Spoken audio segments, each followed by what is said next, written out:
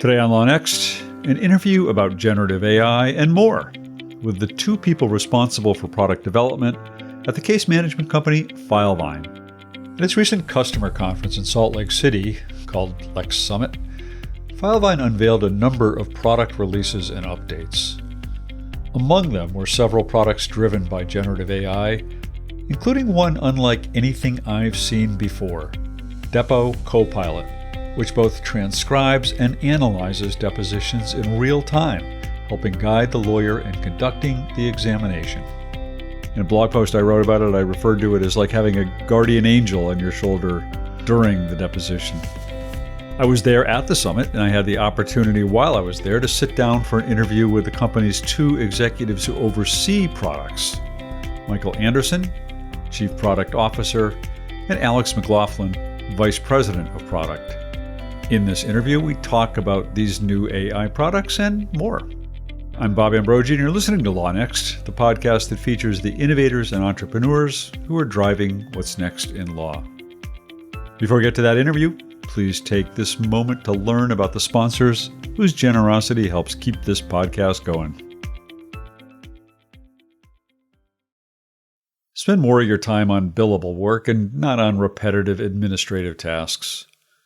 Bill for Time, the most trusted name in legal time and billing software, is designed to effortlessly streamline your firm. Automate your time tracking with multiple timers, standardize your invoicing with custom templates, and get paid up to 70% faster with built-in online payment processing. Discover how Bill for Time can help you work more efficiently by visiting them at billfortime.com. That's Bill, the number 4, time.com. Now let's get to today's interview. This is Bob Ambrogi, and I am at the Lex Summit, the Filevine conference taking place in Salt Lake City. I've been recording a few interviews here over the last couple of days with some of the people who are here, and I am here now with two of the people who have the sort of supreme responsibility for a lot of the products that we've been talking about here over the last couple of days. And before we get into talking about that a little bit more, why don't I have each of you introduce yourselves and tell us about what you do. So, Mike, you want to kick it off? Yeah, sure thing. Michael Anderson, Chief Product Officer here at Filevine. I'm over kind of all things product from our intake and case management and doc management solutions. I have a great partner in crime here with Alex McLaughlin. I'll let him introduce himself. Yeah, so Alex McLaughlin, I'm our VP of Product here. I've been here for about 4.5 years now. Oversee most of our kind of the Filevine core platform, as well as a lot of our AI technologies and some of like the emerging products that we build and some of the greenfield work that we do. Let me just ask as a preliminary matter, because some people may watch this who aren't really familiar with Filevine. So why don't you kind of just set the stage a little bit? What's your focus? Yeah, what is Filevine? So Filevine is legal technology that is really meant for law firms, corporate law offices, and meant to handle matter management, doc management, and then your fees, whether those be billable hours, contingency fees, all under the same roof, right? So those three core operational themes of practicing law. Sometimes I say it's a little bit cute, but I say, deadlines, docs, and dollars. And we handle all three of those under the same roof. All three pretty important things to yes, that's right. Litigators anyway. Yes. And I know that, Filevine, I think, it's fair to say, started with a pretty heavy focus on personal injury firms. And you've kind of expanded beyond that over the years, right? Yep, that's exactly right. So Filevine was founded by two attorneys and a technologist that were, trying to solve a problem of how to better manage their caseload in a contingency fee practice and a personal injury practice, and did a lot of innovative things. And then since then, it has attracted many other different types of law firms. In order to engage those potential customers, obviously the products has had to do a lot of different things. So, today we have a full kind of timekeeping capability. There's in Filevine something like 8 different ways to track your time, and more coming. And there's also a contingency fee attorney often doesn't worry too much about that, for example, but there's also, of course, kind of pre-bills, invoicing, a place to manage your trust balances if you do a retainer fee agreement, a place to track digital payments. All of that is part of the suite.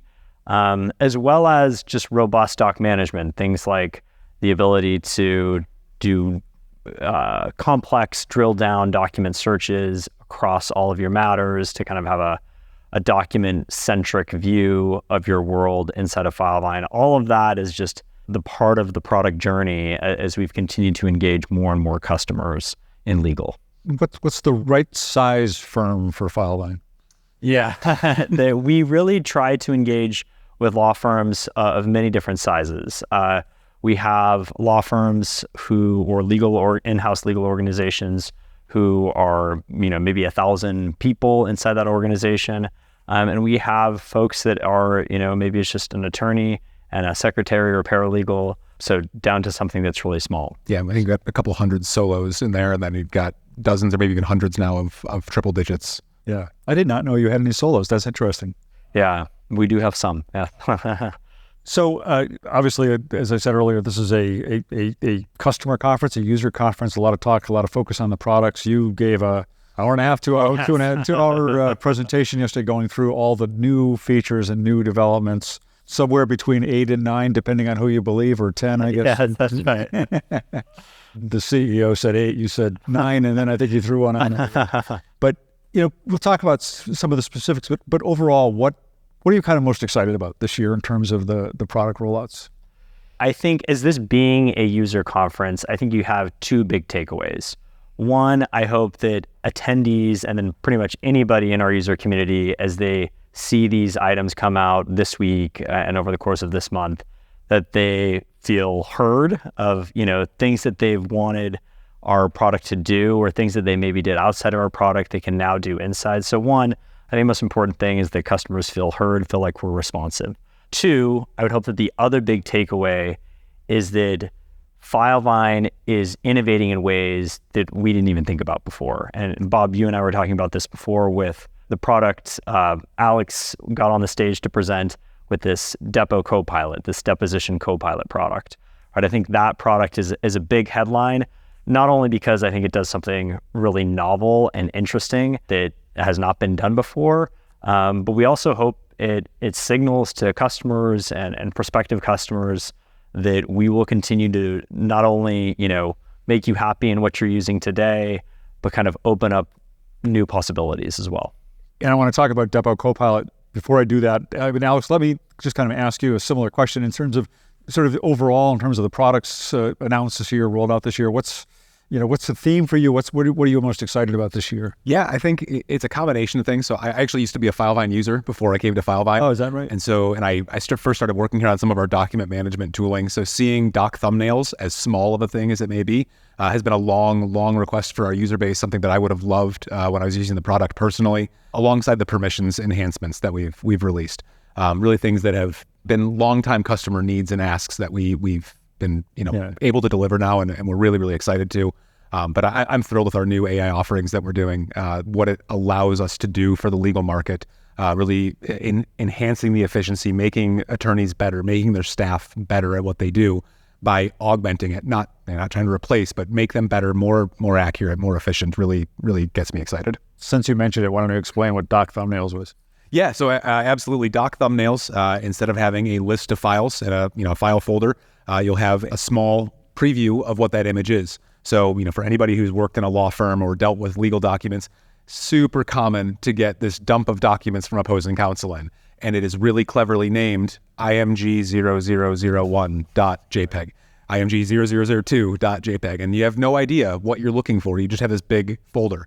Now you go in and instantly you've got this in-your-face view of exactly what it is that you're looking for. And it's not just images, it's PDFs, it's Word documents, it's anything. So it's that your brain can very quickly know, I'm looking for a pleading. I know what a pleading looks like. I'm looking for a depo transcript. And so you can just see the formatting of that document and immediately see what it is. And one of the exciting things that it allows us to do is get into documents faster too. So being able to load that preview up faster and easier so users can really save, it may only be seconds, but if they're reviewing hundreds of documents, it really adds up. Yeah, a picture's worth 1,000 words. That's right. So it's funny for me as, I'm obviously not a customer, not a user. And so some of the announcements I hear about on the stage, I understand why they're important to users. But to me, there are certain of the announcements that really stood out as interesting beyond the Filevine verse, whatever you would want to call it. And you talked about one of them before, which is Depot Copilot. Can you walk us through what that is? Yeah, so Depot Copilot is a tool that we built to try to solve really, I think, the single biggest problem in the deposition taking world. There's this challenge that you, as an attorney, you go in, you take this deposition, and this deposition is, if it's an defense expert witness, like it is one of the most important pieces of evidence in your case. You go in, you prepare for it, you have your outline, you have your notes, you know all the things you want to do, but you only get one shot at it. And if you make a mistake, if you ask the wrong question, if you don't hear an answer right, if you don't catch that the deponent says the wrong thing or contradicts themselves, you don't get a chance to fix that until you're at trial. And then you've got to do it live and, hope you're going to get the right answer. And these depos are expensive. Like, $500 for a court reporter, $1,000 or $2,000 for a videographer to be there. You're spending a lot of money to try to get this right. And then if you're, flying in a medical expert witness, you're spending, $5 to $10 grand to bring them in. So you've got $15,000 on the line to take this deposition. And because you asked a double negative instead of asking the question the right way, you may have, blown up a key portion of that depo. Enter Copilot. The idea is that it can help in the moment fix some of those issues for you by giving you that real-time searchable transcript and then actually using AI to provide insights of saying, hey, this doesn't sound right. This doesn't look right. You didn't do the thing you set out to do. And giving you that opportunity before you leave the depot to fix your mistake. Do I remember it correctly that it can do things like tell you whether you've effectively made a point or gotten a point across in the deposition? Yeah, exactly. So we have a concept called goals, and this is really the only thing that requires pre-configuration before the depot. So before the depot, you go in and you say, hey, I want to get the doctor to say this, or I want to get the defendant to admit they did this thing, or even just like, I want to make sure I get a clear statement on causation or on negligence or whatever it happens to be. And then the AI will look at the transcript as you're going along. And I think we have it on a 5-minute loop. Every 5 minutes, it will evaluate that transcript against the goals and tell you if you've accomplished it or if it's still at risk. And if you've accomplished it, it says, here's your testimony that tells you what it is. Or if you didn't accomplish it, it says, hey, you either didn't ask a question about this, like, come on, go do the thing you want to do, or here's direct refuting testimony to that goal. Yeah, I think just like what Alex said, I mean, it's not even really any configuration required. This is just, you just log your goals inside of the system. And then same thing, if you've accomplished your goal and there's multiple instances in the transcript thus far that are relevant to the AI believing or making the assessment that, yes, you accomplished your goal, every instance in the transcript is actually then referenceable. And so you can just kind of click through the references and see, okay, yes, this is part of what supports the position that, yes, we did accomplish our goal. And then, if you believe you didn't do it, even though the AI said you did, you could leave it open, but you've got all of that context already for you just while you were in the deposition. Yeah, that's what's so interesting about it. I mean, I've seen other AI deposition tools, but they're generally, after the deposition is done, go in and interrogate the deposition. Maybe you can ask something like, did the witness contradict themselves? And maybe you can get some answers. With your tool, you can find out if the witness contradicts themselves as the deposition is happening, right? Exactly. The post-mortem is still valuable because it helps build your case theory, your case strategy, look for things that you may have missed or it didn't realize. But the value of having it in the moment, you might not action on an inconsistency in the moment. It's like, great, I've got them. Like, I can make them look like a fool at trial. This is perfect. Or, oh boy, like we've got a mistake here. How do I fix this? And there's the age-old adage: you don't ask a question at trial you don't know the answer to. You can ask a question at deposition you don't know the answer to. You don't want to do it at trial. And so this is that chance to right that wrong, fix it, and capture what's important. Yeah, I forget which of you made the point. Maybe you both made the point during the presentation, but I know exactly the feeling you were talking about, where you in the heat of the deposition, you think you've made a point, or you think you've asked a question well, or elicited the answer you want, and then you go back and you look at the transcript, and it's like, what the heck happened there? Right. It's not what I thought happened. Yes. Yeah, everyone's done it. Anytime you've ever seen a transcription of your own spoken word, it is not polished. It is not pretty. No, unless you're reading a teleprompter, And even then, we'll make mistakes. Right. But you ask a bad question, you frame it poorly, or you just mishear the answer even. Like they answer, and if it's not a yes or no answer, they give kind of a meandering answer. And it's not what you were actually asking. And they give a political evasive answer on something, and you think you hear something good, but it turns out to be pure garbage. Or the body language indicated to you that maybe you had gotten what you needed to. Yeah. Right. Like they look dejected, but yes, you don't get a chance to do much with that otherwise. There's been a lot of talk here about Filevine being a platform so that lawyers don't have to use a whole bunch of different point solutions. But this almost sounds like something you might want to then spin off as a point solution. Yeah, There would be a lot of interest in a product like this. Yeah, and I think that we've had that pattern actually with other things. So for example, we have customers that use us for lead intake management, but you get a better experience if you join the whole platform, and that lead intake experience can be part of Filevine. There's a few different times that we've done that. I think this will be another instance of that, where someone can engage with us as a technology provider just for depositions, but where, Alex and I want to take this product is that by being a Filevine customer, you can provide additional context to the deposition. Maybe it's an expert report or whatever it might be. And so that also informs the context, not only the transcript of what the AI is analyzing, but also key client matter documents. Another AI-driven feature Filevine has developed, called Demands.ai, is a document workflow that automatically creates the first draft of a demand letter in personal injury litigation. Part of what makes this product unique is that it not only drafts the demand letter, but it's able to learn to do so in your voice and style. After the break, I'll ask Mike and Alex more about Demands.ai, but first, please take this moment to learn about the sponsors whose generosity supports LawNext.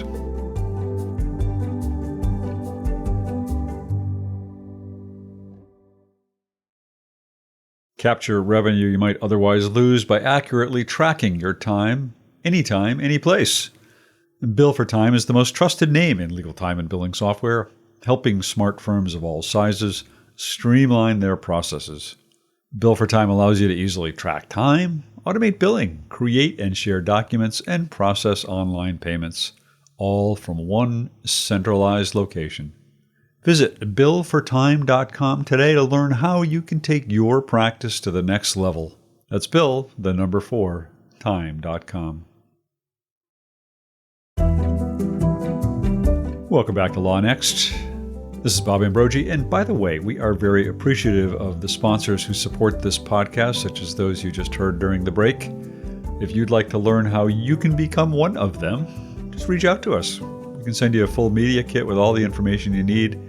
Get one by emailing Ben Ambrogi, that's Ben at lawnextmedia.com. Today you're listening to a conversation recorded live at Filevine's Lex Summit in Salt Lake City earlier this month. I'm speaking with Michael Anderson, Chief Product Officer at Filevine, and Alex McLaughlin, the company's Vice President of Product, about some of the new products and features they highlighted during the conference, particularly products driven by generative AI. Let's get back to that conversation.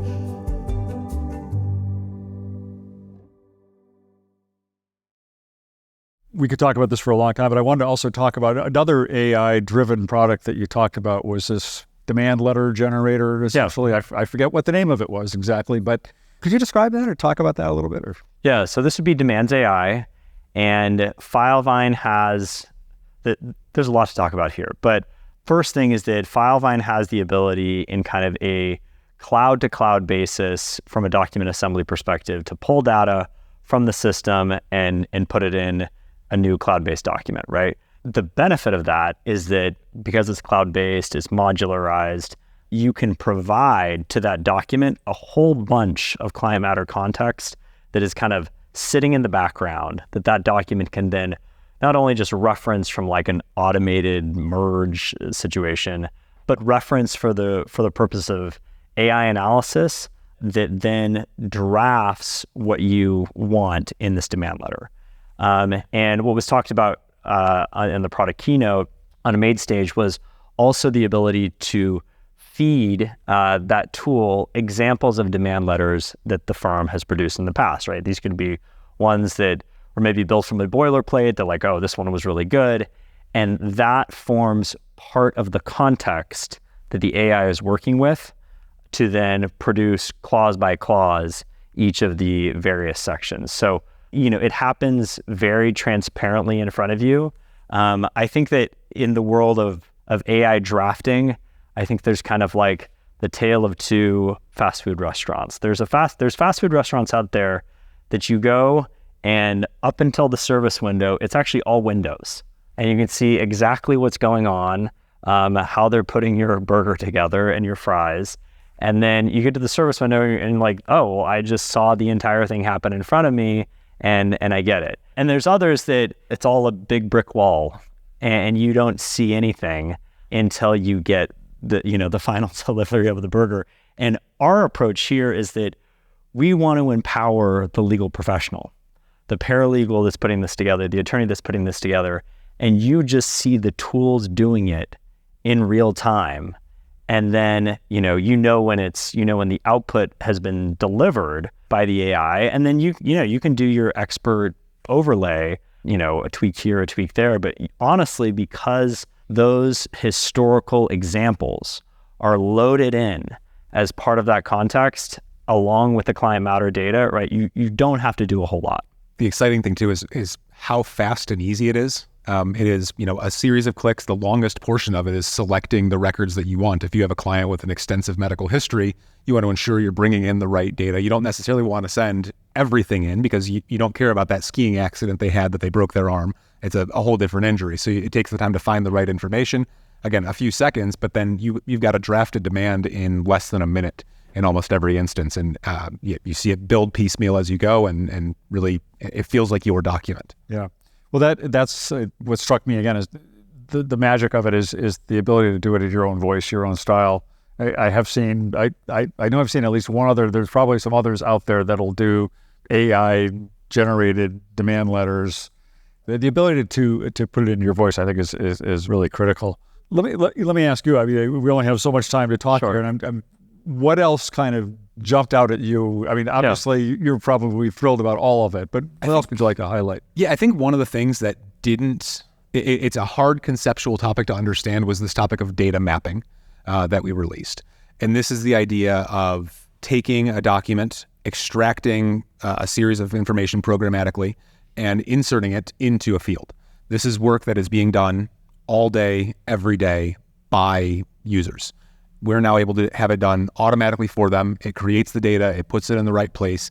And then the powerful thing is then what it lets them do with that data. You've essentially taken a completely non-normalized scanned medical record and you've turned it into normalized data that they can sort, they can filter, they can search and find what they need. If you've got a complex case that has, say medical records for someone who's been in multiple hospitals, multiple surgeries, you're going to have multiple sets of medical records. Now you can get a full timeline of events by either provider or just by timeline in a very, very quick, easy way to help you see, all right, this is exactly what happened in this case. No more distilling 6,000 pages of medical records by hand. It's done in minutes for you, and then you get this output that's very, very usable. Yeah. What arms of support staff would have had to do before. Exactly. Yeah, and it's hours and hours and hours of work to have done, and now they can spot check it. It's very quick. This is a place where we started with these medical records because it's a very common use case we know, but we very quickly want to expand to letting this be other areas. It doesn't have to be just medical records. It can be extracting immigration data out of these forms or out of some of the receipts. I was talking about this with a customer just this week, or pulling data out of any kind of out of text messages in a family law case, or information off of a receipt, and really starting to make it so that it's just automation work doing this, so you're no longer manually reviewing and extracting. Yeah, exactly. Yeah, the human extraction, we think, is just not a job that needs to exist forever, right? I don't think that we're going to have too many people upset at us by that, right? Like no one likes to do that. Right. But we all rely on data being in an organized, normalized location so that you can do a whole bunch of additional things with it. So yeah, echo everything that just was said by Alex. Yeah. Anything else that kind of jumped out to you or that you'd want to highlight? I was going to talk about the data mapping as well. So yeah, I think we've talked about kind of the three big AI releases. I think I would emphasize those. A lot of the other releases, I think that they're exciting. If you're a Filevine customer, like we were saying, they're really impactful. But in terms of just kind of us projecting some thought leadership in the industry, I think you got to point to those 3 examples. Yeah. And I mean, the thing I don't know how I buried the lead in it, AI fields and this field mapping, the really powerful thing for it is it's a workflow tool. Yeah. It's not something you go and take your document out of your DMS, out of your doc management system, and you go and move it into some third-party system and do a thing and then extract the data and put it somewhere else. You upload your document just like you do today before having this feature. And then, magically, this data is mapped. You get these outputs. There's nothing new for the user to do but reap the benefits. And so you're not creating new work. There's no more clicks. It's just empowering and driving efficiency for them. Right. And to allay fears of anything happening too magically, you're still in control. You can look at the way the data is being extracted, check, make sure the fields are correct, all of that stuff. You're not turning the keys over to the AI necessarily. So I guess one last question is just, this is the last day of this conference. You've probably been having a lot of conversations with customers, I assume, over the last couple of days. You rolled out all the new announcements. What do you start working on when you go back to the office next week? Yeah, I think great question. So there was one of the breakout sessions that we had here at the conference showed off a small implementation that we did for a specific customer and a few others on using AI to validate. And I think that kind of the old technology way of thinking about system validation is that it was kind of all SQL database mindset. And you had these rules that you had to log into the system, maybe even syntax-driven rules. And this validation might be any number of type of validations. It could be client-level guidelines on an invoice. It could be internal standard operating procedures that you have to follow, other things relating to kind of setting deadlines, whatever it might be, right? Things that have to get done in a certain way, in a certain sequence, and that need to be validated.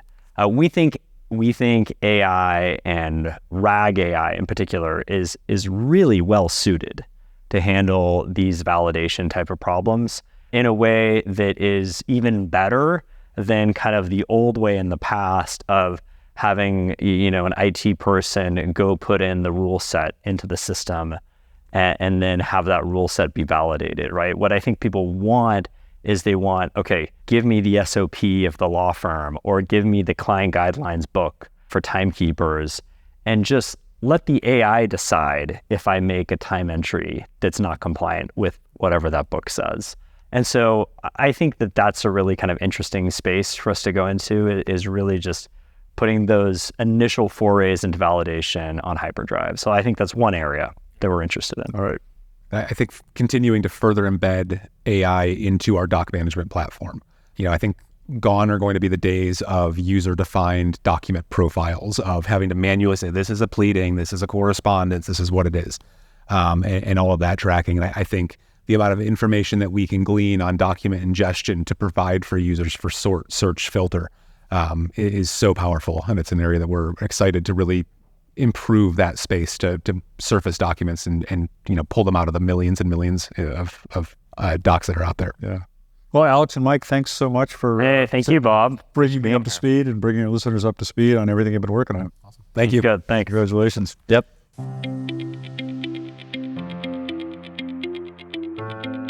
A big thanks to Michael Anderson, Filevine's Chief Product Officer, and Alex McLaughlin, Filevine's Vice President of Product, for taking time out of their busy Lex Summit schedules to chat with me. I hope you enjoyed the conversation. If you'd like to share your own thoughts or comments on today's show, please do so by messaging us on LinkedIn or X, or by emailing me directly, ambrogi@gmail.com. And if you're a fan of LawNext, please leave us a review wherever you get your podcasts. LawNext is a production of LawNext Media. I'm your host, Bob Ambrogi. I hope you'll join us again next time for another episode of LawNext.